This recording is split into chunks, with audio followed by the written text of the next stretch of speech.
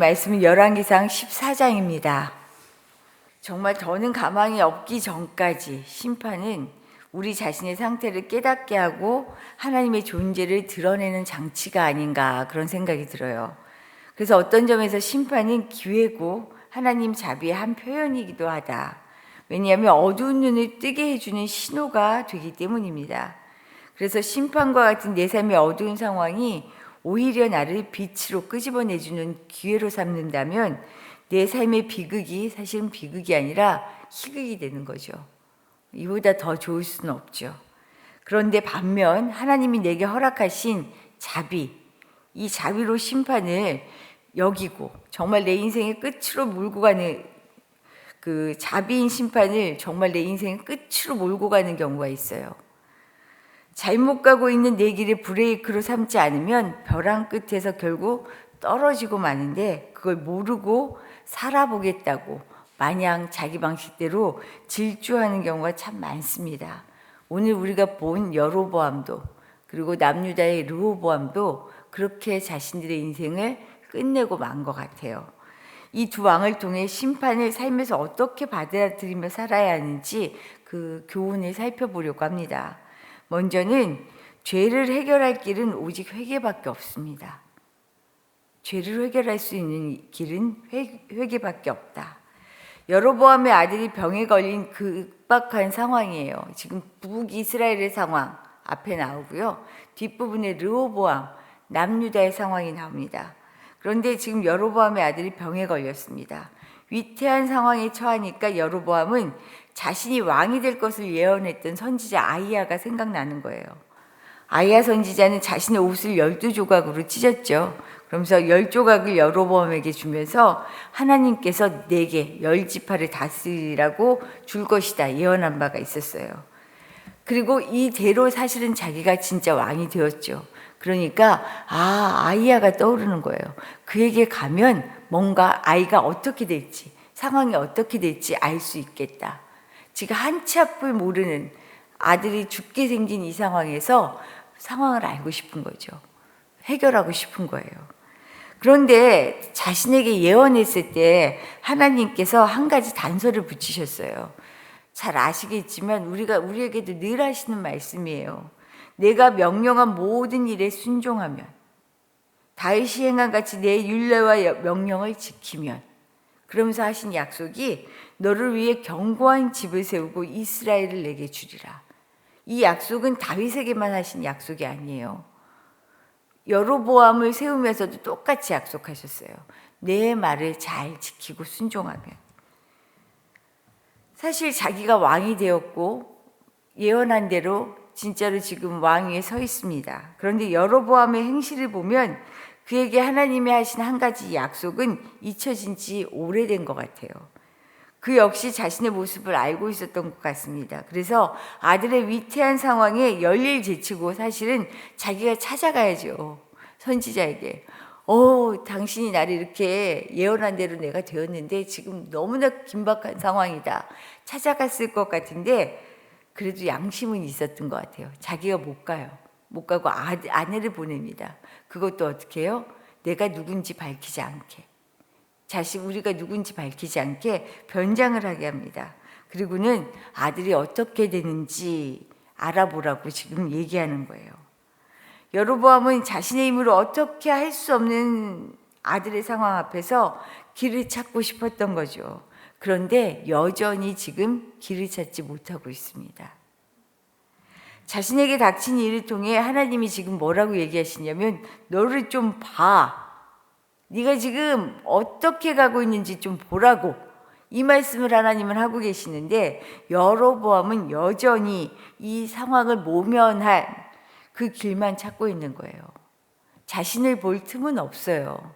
어떻게든 지금 이 상황을 피해가고 해결하는 것 여기에만 집중이 되어 있습니다. 그런데 분명한 것은 하나님 앞에서 스스로 내 힘으로 살려고 하면 죽습니다. 그러나 나 죽었어요. 하나님 도저히 내 힘으로는 안 돼요. 나는 아무것도 못하겠습니다. 주님의 도움 없이는 내가 살 수가 없습니다. 라고 정말 자복하고 회개하고 하나님께 나아가면 그 사람은 삽니다. 지금 여로보암의 문제는 회개가 아닌 자구책만 찾고 있다는 것에 있어요. 우리도 그럴 때 너무 많잖아요. 대부분 그렇게 살잖아요. 그리고는 죽겠다 하고 혼자 다른 방법. 죽을 길을 가는데 살고는 싶은데 죽을 길을 가요. 이것은 마치 수렁에 빠지는 것과 같습니다. 자신은 살려고 발버둥 치는데 오히려 나올 수 없는 수렁 속으로 깊이 들어가는 거죠. 아내의 변장마저도 시력을 잃은 아이야에게 헛수고였어요. 오히려 아내의 발소리만으로도 알아채고 왔냐고 들어오라고 얘기하죠. 하나님이 이미 선지자에게 여로보암 아내가 방문할 것을 알려주셨기 때문입니다. 이 말은 뭐냐면 결단코 우리는 하나님의 눈을 속일 수가 없어요. 속일 수가 없어요. 한참 하나도 가릴 수가 없는 거죠. 내가 만든 가면을 쓰면 쓸수록 오히려 자신만 속이는 꼴이 되어서 호미로 막을 것을 가래로 막는 일이 생깁니다. 우리가 혹시 이렇게 살고 있지는 않은지 돌아볼 수 있기를 바라요. 심판은 우리의 어두운 눈을 뜨게 하는 하나님의 자비입니다. 늘 말씀드리지만 하나님이 심판을 허락하신 이유는요, 우리를 벌하려고 하는 것이 아니에요. 궁극적인 목적은 이것으로 우리가 우리의 죄를 깨닫고 돌아올 수 있게 하기 위함입니다. 우리를 돌이키기 위한 방법이 심판이지 심판의 목적은 벌이 아니에요. 여로보암에게 돌아설 것을 경고함에도 불구하고요, 귀를 막고 눈을 가리자 결국은 어떻게 돼요? 아들은 물론 집안을 통째로 멸하는 지경에까지 이릅니다. 이 말씀이 10절에 있어요.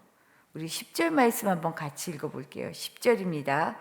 그러므로 내가 여로보암의 집에 재앙을 내려 여로보암에게 속한 산에는 이스라엘 가운데 매인자나 노인자나 다 끊어버리되 거름더미를 쓸어버린 같이 여로보암의 집을 맑게 쓸어버릴지라.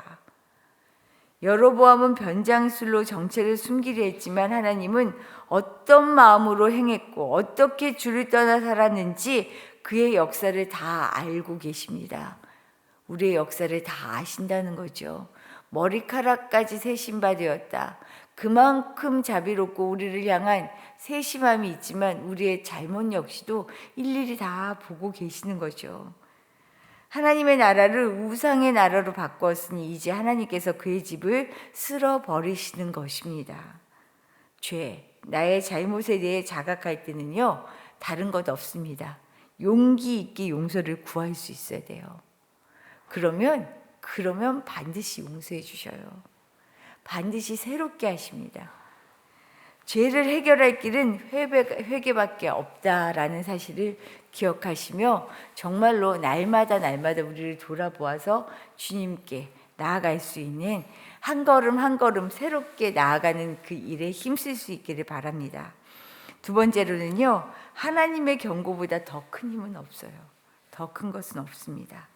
남유다의 르호보암 역시도 여로보암과 다르지 않았어요. 아버지 솔로몬의 우상 숭배에 대한 하나님의 심판으로 12지파 중 단 2지파만의 왕이 되었지만 아버지의 잘못을 반면교사 삼아 돌이키기는커녕 오히려 남유다를 더욱 극심한 우상 숭배로 몰아갑니다. 솔로몬의 우상 숭배가 이방 여인과의 통혼으로 비롯되었다면 그 이방 여인을 어머니로 삼은 제가 르호보암이 삼은 것은 아니지만 어머니죠.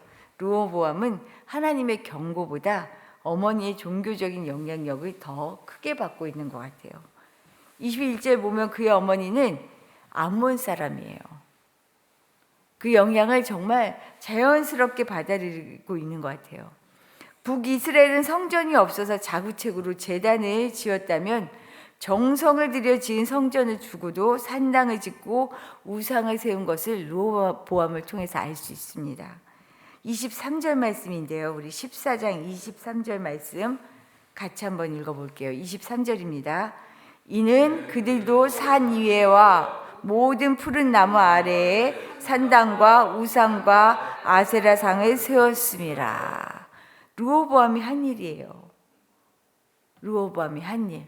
나라가 두 쪽이 나고 자기는 두 집안밖에 다스리지 못하는 왕이 되었고 쫓겨나기도 하고 그 어려운 상황을 겪었고 자기가 들은 말이 무엇인지 여러 상황들이 맞았지만 변화된 것은 하나도 없었어요. 오히려 우상을 섬기는 일에 열심을 내었죠. 다른 헛것을 쫓고 있었다는 거예요. 이것이 여호와 하나님을 노엽게 했는데 그 노여움이 이전보다 그가 더 악했기 때문이다 라고 이야기합니다. 하나님을 향한 불순종으로 남과 북으로 나뉜 이스라엘은 30절 말씀을 보면요, 결국 어떠냐면 둘 사이에 끊임없는 전쟁이 이어집니다. 사실은 르호보암, 솔로몬 때부터의 악행 때문에 나라가 나눠지고 여로보암은 그것 때문에 하나님이 세우신 새로운 왕이었어요. 그런데 30절 말씀을 보면 르호보암과 여로보암 사이에 항상 전쟁이 있으니라. 하나님을 떠난 사람과 세상은요, 결코 평화를 누릴 수 없어요. 사는 것이 행복하지 않아요. 맨날 불안해요. 뭔가를 쫓기는 것 같아요. 두려워요. 내 앞날에 대해, 상황에 대해. 이것을 이겨낼 힘을, 궁극적인 힘을 얻지 못하기 때문이죠. 그래서 어떻게 해요? 하나님을 알지 못하면 하나님을 알았을 때 세상이 줄 수 없는 평화를 누릴 수 있는데 그걸 모르는 거죠.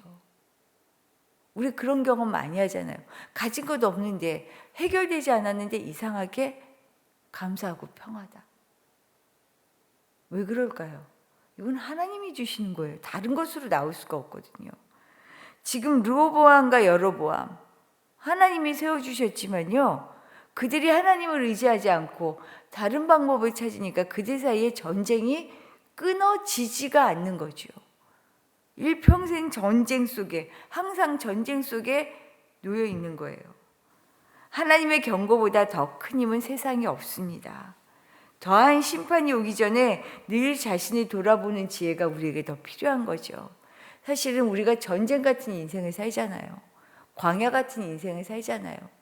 늘 뭔가가 부족한 것 같고, 늘 마음에 평화가 없고, 늘 불안하고 두렵고, 문제는 늘 다가오고, 이런 속에서 우리가 사실 세상을 살아가는데 이렇게 힘들려고 살아가는 거 아니잖아요.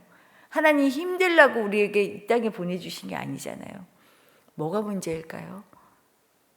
하나님의 말씀을 제대로 듣고 그 말씀을 내가 묵상하며 살아가는 힘이 있는가 없는가, 그 말씀을 지키는 것이 내 삶의 진짜 힘이고 빛인가, 참 행복이 무엇인지 내가 알고 있는가, 제대로 길이신 주님을 따라가고 있는가. 우리가 날마다 말씀을 묵상하고 기도하는 이유는 이거죠. 말씀에 따라 나를 보는 것입니다. 나의 길을 잘 돌아보는 거예요. 오늘도 그럴 수 있기를 바랍니다. 행복하게 살아야죠. 정말 행복하고 싶잖아요. 한순간도 하나님과 함께 행복하게 정말 살아가는 힘, 오늘도 그런 복을 충만히 누리실 수 있기를 축복합니다. 주신 말씀 생각하며 기도하도록 할게요.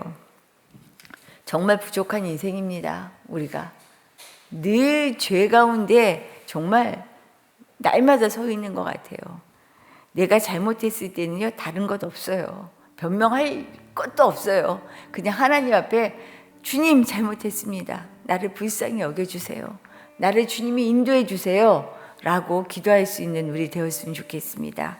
더불어서요, 정말로 하나님이 내게 어려움을 주실 때마다 그것이 꼭 나의 잘못 때문에, 죄 때문에 그런 것이 아닌 때도 참 많이 있지만, 하나님 그럴 때마다 나를 잘 돌아보면서 정말 주님의 말씀 가운데 늘 설 수 있도록, 그 말씀에 따라 살아갈 수 있도록 힘이 되어 주십시오. 기도하시기를 부탁드리고요.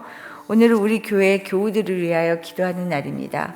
우리 의준이 동생이 태어날 날이 얼마 안 남았어요. 우리 박유정 집사님 정말로 잘 출산하실 수 있도록, 아기와 엄마가 모두 건강하도록 우리 하나님 지켜주십시오. 같이 기도해 주시고, 어린아이부터 우리 어른들에 이르기까지, 그리고 우리 교우들의 가족들, 우리 이정 집사님의 어머님, 신영숙 성도님 위해서 같이 기도해 주세요. 끝까지 평안히 하나님 붙잡게 해달라고, 하나님만 의지해서 두려움 없이 하나님의 곁에 늘 평안을 누릴 수 있도록 기도해 주시기를 부탁드립니다. 우리 교우들 한 사람 한 사람의 이름을 불러가며 기도하는 시간 되었으면 좋겠습니다. 기도드리겠습니다.